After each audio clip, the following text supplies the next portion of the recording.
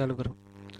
हंस मुस्कुरा तू रोना छोड़ दे, हंस मुस्कुरा तू रोना छोड़ दे, तू जिंदा है इस जिंदगी के नाक में दम कर दे। हंस मुस्कुरा तू रोना छोड़ दे, तू जिंदा है इस जिंदगी के नाक में दम कर दे। देखिए दोस्तों, अगर हम थक कर बढ़ जाएंगे तो कोई सफलता हम हासिल नहीं होगी। तो चलिए हम लोग देखते हैं आज हिंदी व्याकरण में पहला पार्ट, जो भाषा और भाषा के साथ साथ हम वर्ण की जानकारी रखेंगे, जो आपके एग्जाम के लिए 10th हो, 12th हो, आर्ट्स हो, साइंस हो, किसी भी क्लास के लिए वीडियो आपके लिए इंपॉर्टेंट होगा, बहुत होगा। चलिए हम लोग देखते हैं हम लोग का पहला सूट क्या है। हिंदी व्याकरण पूछा गया किसके बारे में दोस्तों? हिंदी व्याकरण में। और इसमें हम लोग देखेंगे भाषा के साथ साथ व्याकरण किसे कहते हैं, व्याकरण क्या होता है, वन सूट के अंदर यह है। चलिए हम लोग देख लेते हैं पहला पार्ट क्या पूछा गया है। चलिए दोस्तों देखिए, पहला पार्ट हम लोग देखते हैं यहाँ। आइए, पहला पार्ट है व्याकरण। मतलब व्याकरण क्या है? क्या दोस्तों, व्याकरण क्या है? व्याकरण के बारे में बताना। तो व्याकरण अगर देखा जाए तो व्याकरण उस शास्त्र को कहते हैं जिसके पढ़ने से मनुष्य किसी भाषा को शुद्ध शुद्ध लिखना, पढ़ना और बोलना सीखता है। व्याकरण क्या है दोस्तों? वह शास्त्र है जिसके पढ़ने से कोई भी मनुष्य किसी भी भाषा को शुद्ध शुद्ध लिखना, पढ़ना और बोलना जान जाता है। तो इसे हम लोग व्याकरण कहा जाता है। तो व्याकरण समझ में आ गया जो क्या होता है और क्या इसका काम है। उसके बाद हम लोग देखते हैं भाषा। व्याकरण क्या है भाई? भाषा। भाषा के अंदर हम लोग पढ़ते हैं व्यक्ति द्वारा सार्थक उच्चारित वाणी को भाषा कहते हैं। वह व्यक्ति जो बोल रहा है उसके द्वारा जो वाणी बोली जा रही है वो सार्थक होता है और उसे अर्थ निकलता हो तो उस वाणी को, उस शब्द को क्या बोला जाता है? भाषा बोला जाता है। उस शब्द को क्या बोला जाता है? भाषा। या उस वाणी को क्या बोला जाता है भाई? भाषा बोला जाता है। भाषा हो गया, भाषा देख लिए, व्याकरण देख लिए। नेक्स्ट देखते हैं दूसरों शब्दों में अगर भाषा को परिभाषित करें तो किस तरह करते हैं। देखिए, शब्दों द्वारा मन के विचारों का आदान प्रदान के साधन को भाषा कहा जाता है। अगर हम लोग मान लीजिए कोई भी व्यक्ति हो, जब तक अगर कोई नहीं बोलता है तो उसके गुण अवगुण के बारे में पता नहीं चलता है, लेकिन जो भी वो एक शब्द निकालता है उसके गुण अवगुण बाहर निकल आते हैं। यानी भाषा एक ऐसा माध्यम है जिसके कारण अपने मन के विचार को एक व्यक्ति से दूसरे व्यक्ति के साथ शेयर यानी साझा कर सकते हैं। तो ये भाषा हो गया। भाषा के अगर रूप देखा जाए तो भाषा के 3 रूप होते हैं। भाषा के कितने रूप होते हैं? 3। पहला क्या भाई? मौखिक, दूसरा लिखित और तीसरा सांकेतिक। अगर भाषा देखा जाए मौखिक, पहले ऋषि मुनि जो होते थे, जितनी भी पढ़ाई होती थी, वो जितनी भी शिक्षा दी जाती थी, जो उस सब क्या होता था? मौखिक। उस समय लिखने और डायरी बनाने या नोट बनाने की व्यवस्था नहीं थी। सब लोग जितने भी ग्रंथ थे वो मौखिक याद करते थे। तो उस समय जो भाषाएं होती थी वो मौखिक याद रखी जाती थी। जब छाल पर, पेड़ के पत्तों पर कागजों का आविष्कार हुआ, उस समय से इतिहास को संग्रहित करने का काम होना शुरू हुआ और उसमें हम लोग इतिहास को संग्रहित करने लगे। तब से काम चला, मौखिक चलता था। उसके बाद लिखित शुरू हुआ। जब पेपर का आविष्कार हुआ तब क्या हुआ? लिखित शुरू हुआ। लिखित के बाद संकेतिक। मान लीजिए किसी को संकेत के माध्यम से समझाना हो, किसी को संकेत के माध्यम से समझाना हो तो उसके लिए संकेत बनाया गया है भाषा में। उसके लिए क्या बनाया गया भाई? संकेत बनाया गया है कि इस संकेत का मतलब क्या होता है, इस संकेत का मतलब क्या होता है। आइए तो हम लोग देखें भाषा के कितने रूप? 3 रूप, मौखिक, लिखित और संकेतिक। नेक्स्ट पार्ट देखते हैं। आइए नेक्स्ट पार्ट में क्या है देखते हैं। उसके बाद अगर हम लोग भाषा देख लिए, क्या देख लिए भाई? भाषा देखे, अब भाषा का 3 रूप देखे तो उसके बाद आता है लिपि। उसके बाद क्या आता है दोस्तों? लिपि आता है।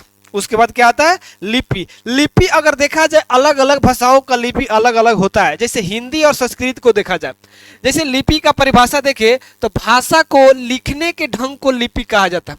भाषा को लिखने की ढंग या विधि को क्या कहा जाता है? लिपि कहा जाता है। जैसे संस्कृत और हिंदी में कौन सी लिपि है भाई? देवनागरी। अंग्रेजी को देखा जाए तो रोमन, उर्दू को देखा जाए तो फारसी। ये इस प्रकार से लिपियां होती है जो लिखने की तरीका और लिखने की विधि क्या कहलाती है भाई? लिपि कहलाती है। तो भाषा के अंतर्गत हम लोग क्या देख लिए? लिपि किसे कहते हैं, लिपि को समझ लिए। अब आ जाते हैं वर्ण और वर्णमाला। क्या दोस्तों? वर्ण और वर्णमाला के बारे में जानना है। वर्ण क्या होता है और वर्णमाला। अगर वर्ण के बारे में हम लोग जानकारी रखें तो वर्ण क्या होता है भाई? वह सूक्ष्मतम इकाई जिसका खंड पुनः न किया जा सके, यानी दोबारा उसको खंड किया ना जा सके। जैसे भाषा की मूल ध्वनि और ध्वनि के प्रतीक चिन्ह को वर्ण कहा जाता है। भाषा के मूल प्रतीक या मूल ध्वनि, उसके प्रतीक चिन्ह को क्या कहा जाता है? वर्ण कहा जाता है। या भाषा की सबसे छोटी इकाई वर्ण कहलाती है, या भाषा की सबसे छोटी इकाई, यानी उसको अब पुनः दोबारा खंड ना किया जा सके, वे क्या कहलाते हैं? वर्ण कहलाते हैं। तो वर्ण का भी परिभाषा हम लोग देख लिए। किसका परिभाषा देख लिए? वर्ण का। अब देखते आगे हम लोग वर्णमाला का परिभाषा देखना। किसका देखना है? वर्णमाला क्या कहलाता है।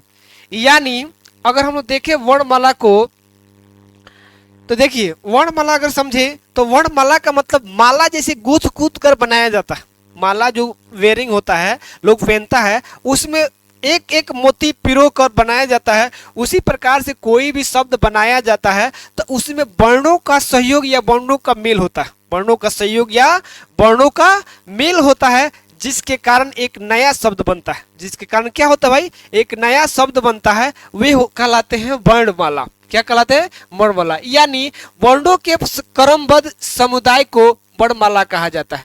वर्णों के क्रमबद्ध मतलब ऑर्डर बाई जो सजावट होती है वह क्या कहलाती है? वर्णमाला कहलाती है। आइए, आधुनिक हिंदी व्याकरण में कुल 52 वर्ण होते हैं। आधुनिक जो हिंदी है उसमें कितने वर्ण है भाई? 52 हिंदी वर्ण है। कितने? 52। अब उसमें हम लोग देखते हैं कौन कौन वर्ण। अगर देखा जाए स्वर वर्ण, तो स्वर वर्ण की संख्या देखा जाए तो कितनी है भाई? 11। स्वर वर्ण की संख्या कितनी है? 11। जिसमें कौन कौन? अ, आ, ई, उ, री, ए, ऐ, ओ, औ। ये सब क्या है दोस्तों? ये सब है स्वर वर्ण। ये सब क्या है? स्वर वर्ण। आपसे अगर पूछा जाता है कि स्वर वर्ण की संख्या कितनी होती है, तो स्वर वर्ण की संख्या कितनी होती है दोस्तों? 11। अगर आपसे होल वर्ण पूछा जाए तो आधुनिक हिंदी के व्याकरण के अनुसार इसमें 52 हिंदी व्याकरण में वर्ण होते हैं। कितने होते हैं? 52। तो 2 क्वेश्चन आपसे यहाँ से ऑब्जेक्टिव पूछा जाएगा कि टोटल वर्ण कितने होते हैं। तो आधुनिक हिंदी के अनुसार 52, और टोटल स्वर आपसे पूछा जाए तो कितनी? 11 होते हैं। टोटल स्वर कितने होते हैं? 11। आइए अब देखा जाए स्पर्श जो वर्ण होते हैं। कुछ ऐसे वर्ण होते हैं जो स्पर्श करके बोला जाता है। बोलने के यानी भाषा के कबर, चबर, टबर, तबर, पबर, ये 25 होते हैं। ये जितने स्पर्श वर्ण है, क्या है? स्पर्श वर्ण है, इनकी संख्या 25 है। इनकी संख्या क्या है दोस्तों? 25। उसके बाद आता है अंतःस्थ व्यंजन। अंतःस्थ व्यंजन, अगर अंतःस्थ व्यंजन को देखा जाए, य, र, ल, व, ये 4 होते हैं। अंतःस्थ व्यंजन की संख्या कितनी होती है दोस्तों? 4 होती है। उसके बाद हम लोग ऊष्म व्यंजन देखा जाता है। ऊष्म व्यंजन का मतलब क्या होता है दोस्तों? ऊष्म मतलब घर्षण के साथ बोला जाए। जो हम लोग उच्चारित करें तो उच्चारण के साथ क्या हो? घर्षण हो, यानी उसको बोलने से शरीर में हीट जनरेट हो, इसलिए उस वर्ण को क्या बोला जाता है? उस व्यंजन बोला जाता है। जैसे स, तलाबी स, दंत स, ह, ये जितने स्वर हैं, ये जितने वर्ण हैं, ये क्या होते हैं भाई? ऊष्म व्यंजन होते हैं। तो उस व्यंजन की संख्या भी कितनी होती है? 4 होती है। अब आ जाइए संयुक्त व्यंजन। क्या दोस्तों? संयुक्त व्यंजन की संख्या कितनी होती है? जैसे संयुक्त व्यंजन छात्र, ज्ञ, जैसे छात्र, स्र और ज्ञ, ये 4 जो शब्द होते हैं संयुक्त अक्षर होते हैं, जिसमें जो 2 या 2 से अधिक वर्णों के मिलने से बनते हैं। 2 या 2 से अधिक वर्णों के मिलने से बनते हैं। अब आ जाता है द्विगु गुण व्यंजन, जिसमें 2 रूप धारण करते हैं। नीचे एक बिंदु लग जाए तो अंग का काम करते हैं, ढ का काम करते हैं। अगर बिंदु न लगे तो दोनों ड का काम करते हैं। क्या काम करते हैं? ड का काम करते हैं। लास्ट क्या है? अयोगः। अयोगः जो वर्ण होते हैं उसमें कहा होता है अंग और अ। अंग और अ, यानी अ पर न और अंग जो अ होता है, ये 2 वर्ण क्या होते हैं दोस्तों? अयोगव्याह होते हैं। तो इस तरह से हम लोग क्या देखें दोस्तों? इस तरह से हम लोग देखें वर्ण, व्याकरण, और व्याकरण में भाषा, भाषा के बाद इसके बहुत सारा पाठ हम लोग यहाँ देखें। आइए नेक्स्ट देखते हैं आगे पाठ। अब यहाँ पढ़ना है हम लोग दोस्तों, वर्ण देख लिए। क्या देख लिए? वर्ण। जैसे टोटल वर्ण 52 होते हैं, स्वर वर्ण 11 होते हैं, बाकी कुछ ऐसे वर्ण होते हैं जिनकी संख्या 4-4 करके होती है, और 25 देखा जाए स्पर्श व्यंजन कितनी होती है? 25। तो ये संख्या आपको याद रखना है एग्जाम के लिए। आइए अब हम लोग देखते हैं वर्ण के प्रकार। किसके प्रकार दोस्तों? वर्ण के प्रकार। तो आपसे पूछा जाएगा वर्ण के कितने प्रकार होते हैं? वर्ण के कितने प्रकार होते हैं? तो अगर वर्ण के देखा जाए तो 2 प्रकार प्रकार होते हैं। कितने प्रकार होते हैं? दो। पहला क्या होता है दोस्तों? स्वर वर्ण और दूसरा व्यंजन वर्ण होता है। पहला क्या होता है? स्वर वर्ण और दूसरा व्यंजन वर्ण होता है। देखिए स्वर वर्ण की अगर परिभाषा देखें, स्वर वर्ण उसे कहा जाता है जिसका उच्चारण बिना किसी दूसरे वर्ण की सहायता से होता है। स्वर वर्ण उसे कहा जाता है कि वह वर्ण जिसकी उच्चारण बिना किसी दूसरे स्वर वर्ण की किसी दूसरे वर्ण की सहायता से हो, उसे स्वर वर्ण कहा जाता है। दूसरा, जैसे में अ आ ई उ ऊ री ए ऐ ओ औ अंग अ, ये जितने भी वर्ण हैं ये स्वर वर्ण के अंतर्गत आते हैं। किसके अंतर्गत आते हैं? स्वर वर्ण के अंतर्गत आते हैं। अब चलिए हम लोग देखते हैं व्यंजन वर्ण। व्यंजन वर्ण क्या होता है? देखिए व्यंजन वर्ण का मतलब होता है वह वर्ण जिसकी उच्चारण दूसरे वर्णों की सहायता से हो, यानी स्वर वर्ण की सहायता से हो, उसे क्या कहते हैं? व्यंजन वर्ण कहते हैं। देखिए जो वर्ण स्वर वर्ण की सहायता से बोली जाती है, अर्थात जिस वर्ण का उच्चारण स्वर के सहयोग से होता है, उसे व्यंजन कहा जाता है। उसे क्या कहा जाता है दोस्तों? व्यंजन वर्ण कहा जाता है। जैसे में क ख च छ य ह इत्यादि, ये जितने भी वर्ण हम देखे हैं ये किसके? स्वर की सहायता से बोली जाती है। किसकी सहायता से बोली जाती है? स्वर की सहायता से बोली जाती है। आइए आगे चलते हैं हम लोग देखें वर्ण के दो प्रकार। वर्ण के कितने प्रकार दोस्तों? दो प्रकार। आइए उसके बाद हम लोग देखते हैं संयुक्ताक्षर। संयुक्ताक्षर जो होता है इसमें इसका कॉम्बिनेशन होता है दो व्यंजनों के मेल से बनते हैं। जैसे क और स छ बनेगा, तो और र त्र बनेगा। क्या बनेगा? त्र बनेगा। ज और ज्ञ ज और य ज्ञ बनेगा। स और र श्री बनेगा। जैसे सर, क्या बनेगा? सर। तो ये चार गो जो सब वर्ण होते हैं, कितना? चार। छ, तर और ज्ञ और स्र, ये जितने वर्ण हैं ये सब संयुक्ताक्षर होते हैं, यानी ये दो वर्णों के मेल से बने होते हैं। कितने वर्णों के मेल से बने होते हैं? दो वर्णों के मेल से बने होते हैं। तो इस तरह हम लोग देखें संयुक्ताक्षर जो क्या काम करता है। आइए आगे हम लोग देखते हैं इसका नेक्स्ट पार्ट क्या है। अब हम लोग देखते हैं इसका उच्चारण स्थान। अगर आपसे देखा जाए तो आप आसानी से देख सकते हैं इसका उच्चारण स्थान क्या है। जल्दी जल्दी देखिए इसका उच्चारण स्थान कैसा है और कैसे उपयोग किया जा रहा है।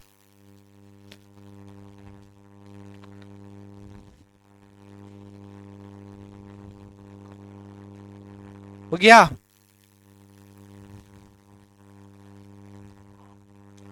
चलिए देखिए, अगर हम लोग नासिका मतलब अंग, न और य, जैसे कुछ ऐसे वर्ण होते हैं जैसे अंग, ड, य, ड़, न और म, ये नासिका से यानी नाक से बोले जाते हैं। किससे बोले जाते हैं? नाक से बोले जाते हैं। उसके बाद आ जाइए तालु में। किससे दोस्तों? तालु।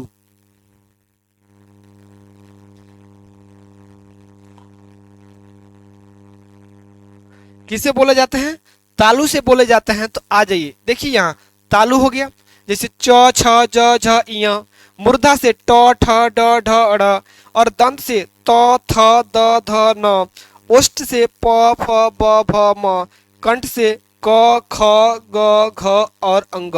ये जितने भी वर्ण हम लोग देखे हैं इस सबका क्या है? उच्चारण स्थान है। ये सबका क्या है? उच्चारण स्थान। तो इसी उच्चारण स्थान से आपसे क्वेश्चन पूछा जाता है कि क का उच्चारण स्थान कहाँ है। क का उच्चारण स्थान आपको बताना है। तो क का उच्चारण कहाँ स्थान है भाई? कंठ। कहाँ है भाई? कंठ। अगर त से पूछा जाता है तो दंत। त से पूछा जाता है तो दंत। अगर न से देखा जाए तो नासिका यानी नाक से बोले जाने वाली भाषा। तो ये हुआ उच्चारण स्थान। ये क्या हुआ दोस्तों? उच्चारण स्थान। आइए हम लोग आगे देखते हैं इसमें नासिका शब्द वर्णों का उच्चारण स्थान देखें। अब आ जाते हैं अपने क्वेश्चन पर। क्या आते हैं? अपने क्वेश्चन पर आते हैं। अपना क्वेश्चन क्या कह रहा है देखिए। अभी आपसे पूछा गया है, यहाँ देख लीजिए कि क का, यहाँ देखिए पहला क्वेश्चन क्या है? क वर्ण का उच्चारण स्थान क्या है? उच्चारण स्थान बताना है आपको। बताना है कंठ होगा, तालु होगा, दंत होगा, मूर्धा होगा। तो आप जल्दी जल्दी बताइए इसमें क का उच्चारण स्थान क्या होगा। तो चलिए दोस्तों अभी हम तुरंत पढ़ के आ रहे हैं जो वर्णों का उच्चारण स्थान है। आप पीछे भी जाकर देख सकते हैं कि वर्णों का उच्चारण कौन सा वर्ण कहाँ उच्चारण होता है। तो देखिए ये क का क्या होता है दोस्तों? कंठ होता है। क का क्या होता है? कंठ। तो एक नंबर का ए ऑप्शन सही होगा। एक का क्या होगा दोस्तों? ए ऑप्शन सही होगा। आइए 2 नंबर क्वेश्चन हम देखते हैं। 2 नंबर क्वेश्चन क्या कर रहा है? 2 नंबर पूछा है आपसे, प वर्ण का, प वर्ण का उच्चारण स्थान है, प वर्ण का उच्चारण स्थान है दंत, कंठ, ओठ और तालु। जैसे ओष्ठ होता है तो आपको बताना है प का उच्चारण स्थान क्या होगा। इस तरह से आपके एग्जाम में बहुत बार क्वेश्चन पूछा गया है। आप 10th के हो, 12th के हो, साइंस हो या आर्ट्स, किसी भी एग्जाम में जो हिंदी का एग्जाम होता है 100 नंबर का, उसमें यहाँ से पूछा जाता है। तो देखा जाए प का उच्चारण स्थान क्या होगा भाई, प। तो इसका होता है ओष्ठ। क्या होता है दोस्तों, ओष्ठ होता है। तो 2 का सी ऑप्शन सही होगा। 2 का कौन सा ऑप्शन सही होगा, सी ऑप्शन सही होगा। आइए तीसरा क्वेश्चन देखते हैं। कितना नंबर क्वेश्चन, तीसरा। तीसरा क्वेश्चन आ चुका है।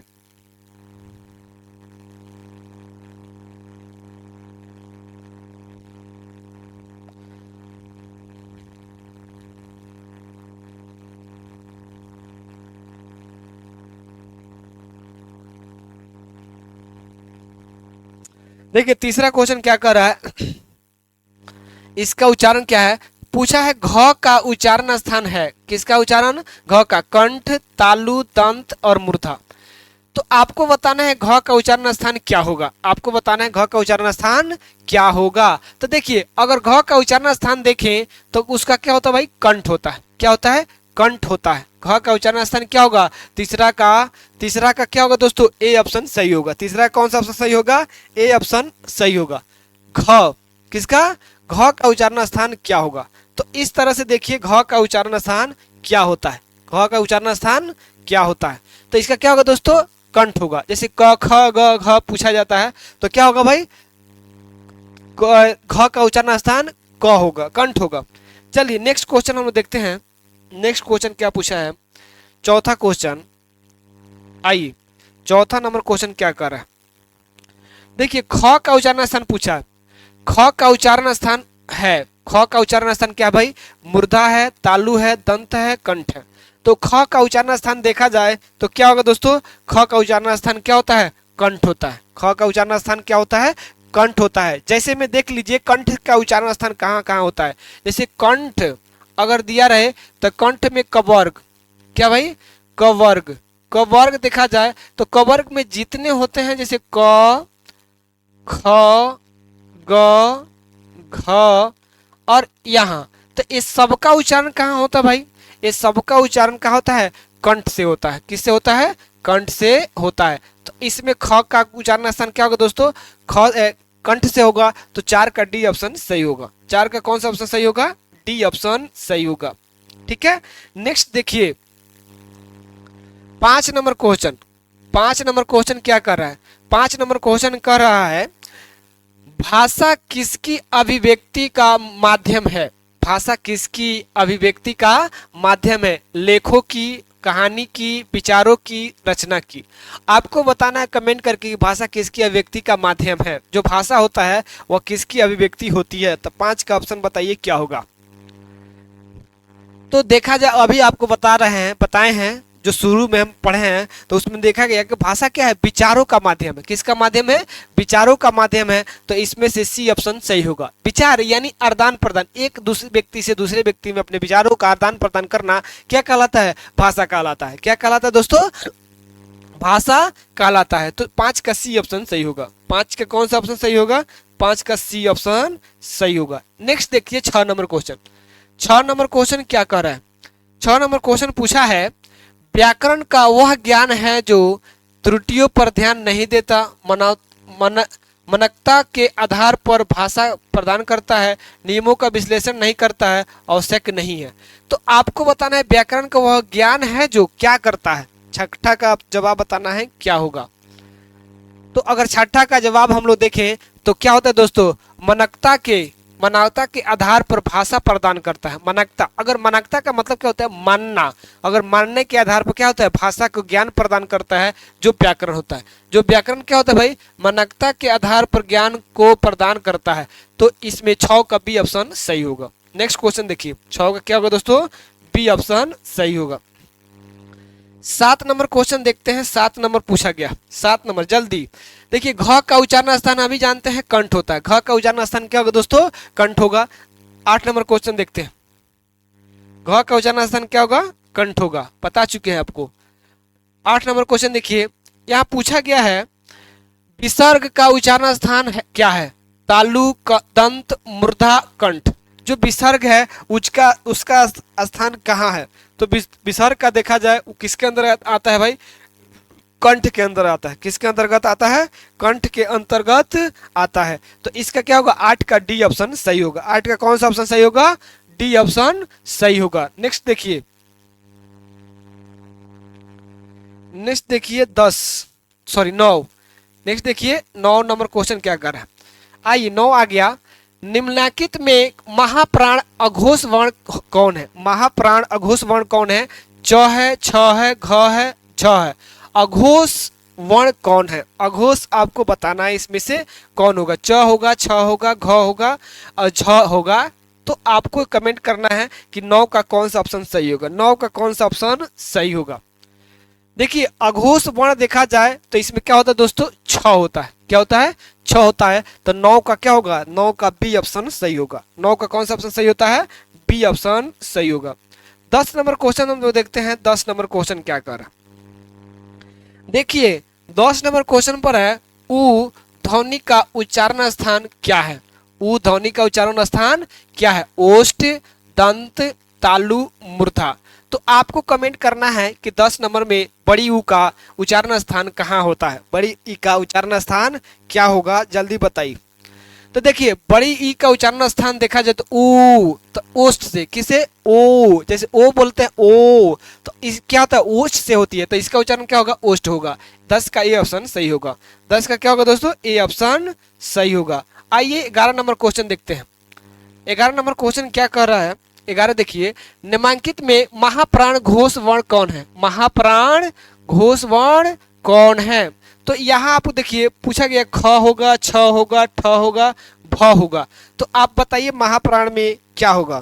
तो देखिए महाप्राण में यहाँ क्या होगा भाई? महाप्राण के अंदर क्या होगा भाई? ख होगा। महाप्राण के अंदर क्या होगा? ख अपनी संख्या होगी। आइए 11 का ख मतलब 11 का ये ऑप्शन सही हुआ।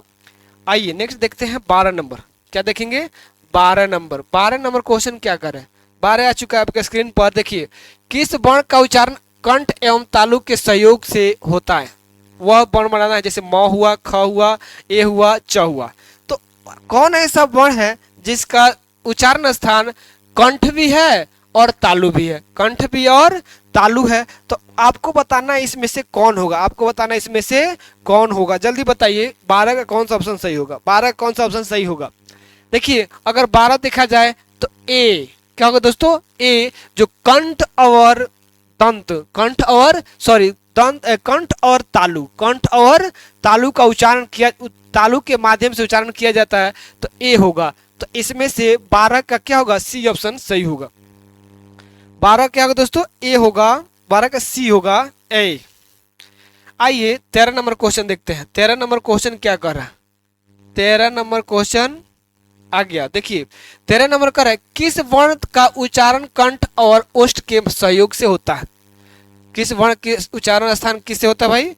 ओष्ठ और कंठ से होता है। तो ओ से, अफ, घ, ए, आए। तो देखा जाए ओ है, फ है, घ है, आय है। तो इसमें से कौन ऐसा वर्ण है जिसका उच्चारण स्थान कंठ और ओष्ठ दोनों है? तो इसमें से अगर हम लोग देखें, इसमें से अगर हम लोग देखें 13 का क्या होगा दोस्तों? 13 क्या होगा? ओ होगा। क्या होगा दोस्तों? ओ होता है जो कंठ और ओष्ठ दोनों से होता है। कंठ और ओष्ठ दोनों से होता है। तो 13 का ऑप्शन क्या होगा? 13 का ऑप्शन ए ऑप्शन सही होगा। 13 का कौन सा होगा दोस्तों? ए ऑप्शन सही होता है। आ जाइए 14 नंबर क्वेश्चन हम लोग देखते हैं। कितना नंबर? 14 नंबर। 14 नंबर क्वेश्चन क्या कह रहा है? 14 नंबर देखिए यहाँ पूछा है 14 नंबर, अनुस्वार का उच्चारण स्थान क्या है? अनुस्वार अभी हम लोग पढ़े अनुनासिका, अनुनासिका। अनुनासिका का मतलब यहाँ देखिए नासिका दिया गया है। क्या दिया है भाई? नासिका। अनुस्वार जो होता है न, उसका उच्चारण स्थान क्या होता है? नाक होता है। उसका उच्चारण स्थान क्या होता है भाई? नाक होता है। तो इसमें 14 का क्या होगा? 14 का बी ऑप्शन सही होगा। 14 कौन सा ऑप्शन सही होगा दोस्तों? बी ऑप्शन सही होगा। 15 नंबर क्वेश्चन देखते हैं। 15 नंबर क्वेश्चन क्या कर रहा है? लीजिए 15 नंबर को कह रहा है जिस स्वर के उच्चारण में एक मात्रा लगे उसे किस स्वर के नाम से जाना जाता है? दीर्घ स्वर, अक्षर, व्यंजन, हर्ष स्वर। तो देखा जाए अगर 15 का, तो 15 क्या होगा दोस्तों, जिसमें स्वर के उच्चारण में एक मात्रा लगे, एक मात्रा, जैसे हम लोग देखते हैं आ, क्या देखते हैं भाई, जैसे इसको मान लीजिए का, तो यहाँ एक मात्रा, जैसे माँ, जैसे माँ, यहाँ एक मात्रा। तो इस तरह के जो उच्चारण होते हैं वो क्या होता है भाई, दीर्घ में। कहाँ होते हैं, दीर्घ स्वर में। तो 15 का ए ऑप्शन सही होगा। 15 का कौन सा ऑप्शन सही होगा, ए ऑप्शन सही होगा। आइए हम लोग 16 नंबर क्वेश्चन देखते हैं। क्या दोस्तों, 16 नंबर क्वेश्चन हम लोग देखते हैं। 16 नंबर क्या कह रहा है, यहाँ देखिए 16 कह रहा है, जिस स्वर के उच्चारण में दो मात्रा लगे उसे किस के नाम से जाना जाता है, उसे किसके नाम से जाना जाता है। तो यह भी किसके नाम से जाएगा, 16 नंबर दोस्तों। 16 नंबर देखिए तो ये भी दीर्घ स्वर के अंतर्गत जाएगा, ये भी किसके अंतर्गत जाएगा, दीर्घ स्वर के अंतर्गत जाएगा। तो 16 का ये ऑप्शन सही होगा। 16 कौन सा ऑप्शन सही होगा, ए ऑप्शन सही होगा। आइए 17 नंबर क्वेश्चन देख रहे हैं। 17 नंबर कह रहा है, व्यक्ति द्वारा सार्थक उच्चारित वाणी को कहते हैं। अभी पढ़ कर है, भाषा, अक्षर, मुहावरा, वाक्य। जैसे मुहावरा, क्या दोस्तों, मुहावरा। तो इसमें बताइए व्यक्ति द्वारा सार्थक उच्चारित वर्ण को या वाणी को क्या कहा जाता है दोस्तों, उसको भाषा कहा जाता है। क्या कहा जाता है, भाषा कहा जाता है। तो 17 का ये ऑप्शन सही होगा। 17 कौन सा ऑप्शन होगा, 17 का ये ऑप्शन सही होगा। आइए नेक्स्ट क्वेश्चन देखते हैं। 17 के बाद हम लोग देखते हैं 18। 18 नंबर क्या कर रहा है, देखिए 18 कर रहा है, किसी एक ध्वनिक या ध्वनि समूह की उच्चारित न्यूनतम इकाई को कहते हैं। भाषा, अक्षर, मुहावरा, वाक्य। अगर किसी एक ध्वनि या ध्वनि समूह की उच्चारित न्यूनतम इकाई को क्या कहा जाता है भाई, आपको बताना है 18 का क्या होगा, आपको बताना है 18 का क्या होगा। तो उसको हम लोग कहते हैं इकाई। अगर पूछा गया है तो वो क्या है भाई, अक्षर है। इकाई पूछा गया है तो क्या है, अक्षर है। तो 18 का बी ऑप्शन सही होगा। 18 कौन सा ऑप्शन सही होगा, 18 का बी होगा। आइए नेक्स्ट क्वेश्चन हम देखते हैं। 18 हो गया। 19 देखिए, 19 क्वेश्चन कह रहा है, यहाँ देखिए, जिन ध्वनियों के उच्चारण के समय हवा बिना किसी रुकावट के मुंह से निकलती है उन्हें क्या कहते हैं। भाषा, अक्षर, स्वर, व्यंजन।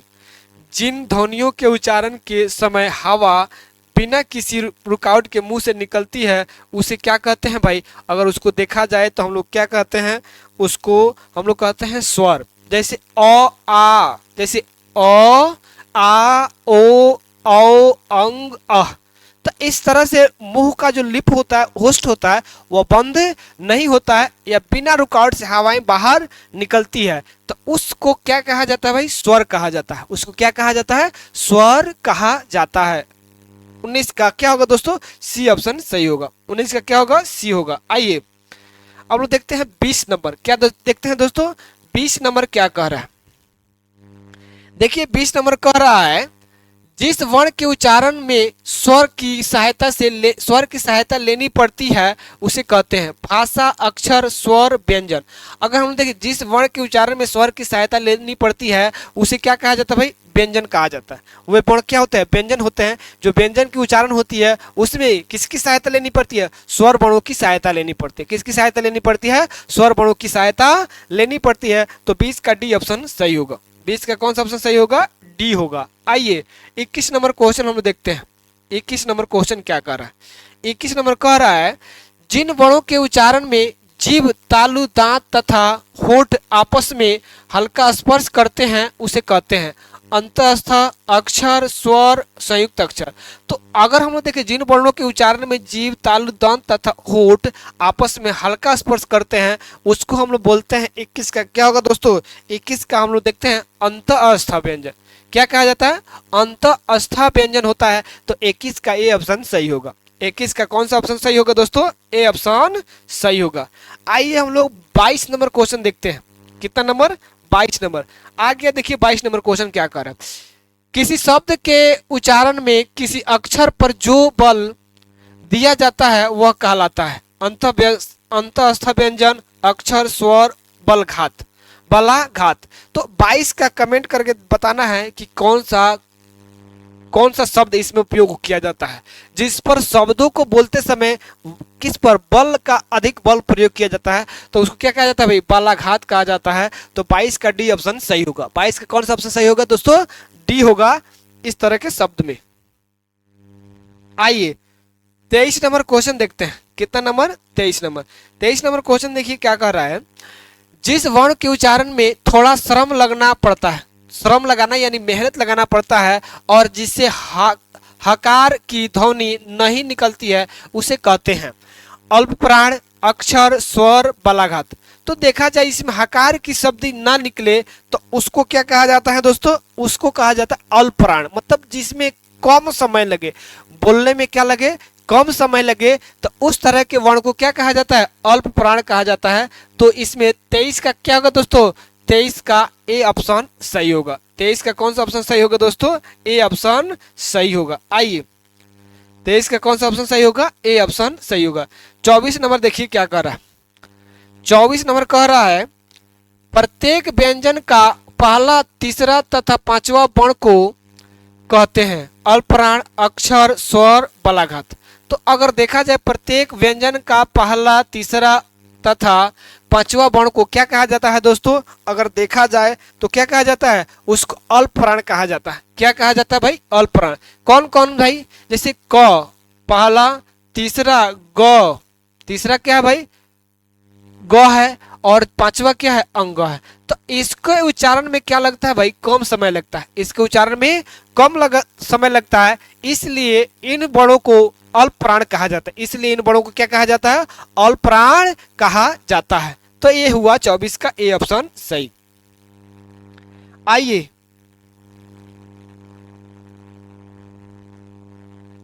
हो गया। अब हम लोग देखते हैं 25 नंबर। क्या देखते हैं भाई? 25 नंबर। 25 नंबर क्वेश्चन क्या कर रहा है देखिए। 25 नंबर कर रहा है जिन व्यंजनों के उच्चारण में अधिक परिश्रम लगता है यानी अधिक मेहनत करना पड़ता है तथा हकार की ध्वनि निकलती है उसे क्या कहते हैं भाई? उसको हम लोग महाप्राण कहते हैं। उसको क्या कहते हैं दोस्तों? महाप्राण कहते हैं। तो आप ऑप्शन देख लीजिए, उसमें क्या होगा? अधिक परिश्रम यानी अधिक बोलने पर अधिक मेहनत करना पड़ता है, तो वे वर्ण क्या कहलाते हैं? महाप्राण कहलाते हैं। वे वर्ण क्या कहलाते हैं दोस्तों? महाप्राण कहलाते हैं। तो 25 का सी ऑप्शन सही होगा। 25 का कौन सा ऑप्शन सही होगा? सी ऑप्शन सही होगा। 26 नंबर क्वेश्चन देखते हैं। 26 नंबर देखिए क्या कर रहा है। प्रत्येक व्यंजन का दूसरा, चौथा वर्ण को क्या कहते हैं? अभी प्रकार है, तो इस दूसरा और चौथा वर्ण क्या कहलाता है दोस्तों? यह महाप्राण कहलाता है। जैसे घ, जैसे ख, क्या दोस्तों? ख और घ, ख और घ। यहाँ देखिए च, जैसे छ और य, च और य, जैसे छ और य, जैसे ट, थ, थ और ड। तो इस तरह से जो शब्द होते हैं, जो वर्ण होते हैं, इनको महाप्राण कहा जाता है। यानी इनको उच्चारित करने में लंबा समय लगता है। इनके उच्चारण में क्या लगता है? लंबा समय लगता है, और इसमें अधिक मेहनत करनी पड़ती है, इसलिए इनको कहा जाता है महाप्राण। क्या कहा जाता है दोस्तों? महाप्राण। आइए 26 का क्या होगा दोस्तों? सी ऑप्शन सही होगा। 26 का क्या होगा? सी। अब लोग 27 नंबर क्वेश्चन देखते हैं। कितना नंबर क्वेश्चन? 27 नंबर क्वेश्चन देखते हैं। आइए 27 नंबर क्वेश्चन क्या कह रहा है।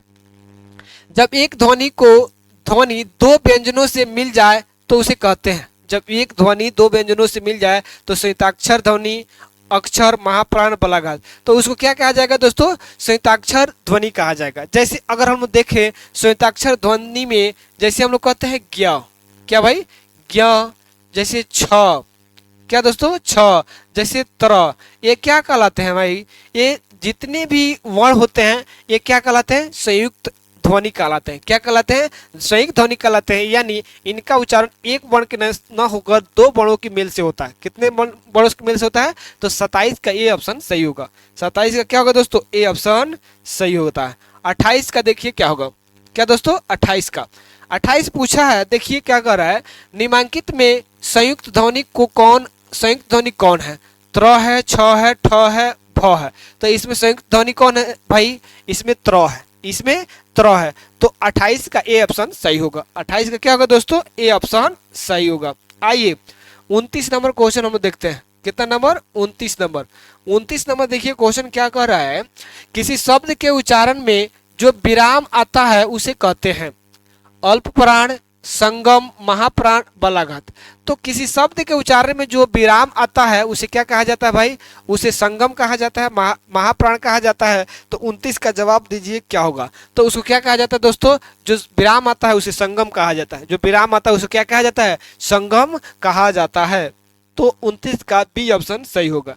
29 का कौन सा ऑप्शन सही होगा दोस्तों? बी ऑप्शन सही होगा। आइए 30 नंबर हम लोग क्वेश्चन देखते हैं। कितना नंबर? 30 नंबर। लीजिए 30 नंबर क्वेश्चन आ गया। पूछा निम्नलिखित में ऊष्म वर्ण कौन है? ऊष्म वर्ण कौन है? इसमें स है, छ है, ठ है और भ है। तो देखा जाए उसमें ऊष्म जो वर्ण है वो क्या है भाई? स है। ये ऊष्म वर्ण के अंतर्गत आते हैं। तो 30 का ए ऑप्शन सही होगा। 30 का कौन सा ऑप्शन सही होगा? ए ऑप्शन सही होगा। आइए नेक्स्ट क्वेश्चन देखते हैं 31 नंबर। क्या देखते हैं? 31 नंबर क्वेश्चन क्या कर रहा है? लीजिए 31। निम्नलिखित में अंतःस्थ कौन है? स है, छ है, स व है, भ है। तो इसमें अंतःस्थ अगर देखा जाए य र ल व, य र ल व और ह, ये क्या होते हैं भाई? अंतःस्थ होते हैं जिसमें व है। तो 31 का क्या होगा दोस्तों? सी ऑप्शन सही होगा। 31 का कौन सा ऑप्शन सही होता है? सी सही होगा। आइए 32 को हम लोग देखते हैं। किसको दोस्तों? 32 नंबर क्वेश्चन क्या कर रहा है? लीजिए 32 आ चुका है। निम्नलिखित में एक मात्रिक पर मूल स्वर कौन है? जैसे स, अ, व और भ। एक मात्रिक और पर मूल स्वर कौन है? तो आपको बताना है 32 का कौन सा ऑप्शन सही होगा। 32 का कौन सा ऑप्शन सही होगा? एक मात्रिक मूल स्वर कौन है? तो एक मात्रिक मूल स्वर कौन है दोस्तों? अ है। एक मात्रिक मूल स्वर कौन है? अ है। लेकिन इसमें देखा जाए स में भी क्या है दोस्तों? अ, स प्लस अ। इसमें भी देखा जाए व प्लस अ और इसमें देखा जाए भ प्लस अ। तो इस तरह से देखा जाए इसमें अलग अलग मात्राएं जुड़ी है लेकिन अ एक सिंगल है। तो 32 का बी ऑप्शन सही होगा। 32 का क्या होगा दोस्तों? बी ऑप्शन सही होगा। आइए हम लोग 33 नंबर क्वेश्चन देखते हैं। कितना नंबर? 33 नंबर क्वेश्चन क्या कर रहा है? लीजिए 33 आ चुका है, जवाब दीजिए।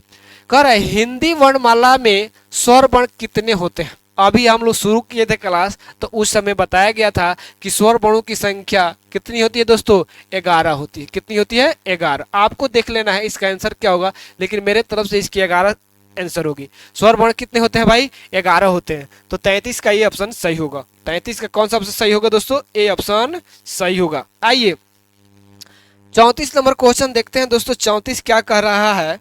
34 देखिए, हिंदी भाषा में किस लिपि में लिखी जाती है? हिंदी भाषा किस लिपि में लिखी जाती है? आपका ऑप्शन है देवनागरी, अंग्रेजी, यूनानी, रोमन।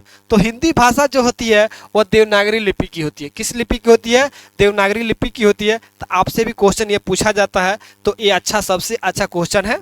तो देखिए नेक्स्ट क्वेश्चन 34 का क्या होगा दोस्तों? ए ऑप्शन सही होगा, देवनागरी लिपि। किस लिपि में? देवनागरी लिपि में। 35 नंबर क्वेश्चन देखते हैं दोस्तों। 35 नंबर क्वेश्चन क्या कर रहा है? देखिए 35 कर रहा है वर्णों के समूह को कहते हैं वर्ण, अक्षर, वर्णमाला समूह। तो वर्णों के समूह के क्या कहा जाता है भाई? वर्णों के समूह को कहते हैं वर्णमाला। क्या कहा जाता है दोस्तों? 35 का क्या होगा? 35 का सी ऑप्शन सही होगा, वर्णमाला कहा जाता है। नेक्स्ट क्वेश्चन देखते हैं 36 लास्ट क्वेश्चन। 36 क्या है दोस्तों? लास्ट क्वेश्चन है इस चैप्टर का। देखिए 36 क्वेश्चन पूछा है ह का उच्चारण स्थान है मूर्धा, दंत, कंठ और तालु। तो आपको बताना है ह का उच्चारण स्थान कहाँ है। ह का उच्चारण स्थान कहाँ है आपको बताना है। चलिए जल्दी जल्दी बताइए क्या होगा। तो देखिए दोस्तों इस तरह इसको देखा जाए ह का उच्चारण का स्थान क्या होता है भाई? कंठ होता है। ह का उच्चारण स्थान क्या होता है? कंठ होता है। तो इस तरह से ये 36 क्वेश्चन जो आपके किससे पूछा जाता है? वर्ण से और भाषा से और व्याकरण से। इसके अगला वीडियो जो आएगा उसके आएगा हम लोग देखेंगे कि क्या देखेंगे भाई, इसके अगले टॉपिक पर बात करेंगे। तो इस तरह से अगर इस वीडियो को यह वीडियो आपके लिए अच्छा लगे, आपके काम के है और आपको पसंद आता है तो इस वीडियो को लाइक, सब्सक्राइब और अपने दोस्तों के साथ शेयर जरूर करें। जय हिंद, जय भारत। फिर मिलते हैं नेक्स्ट वीडियो में।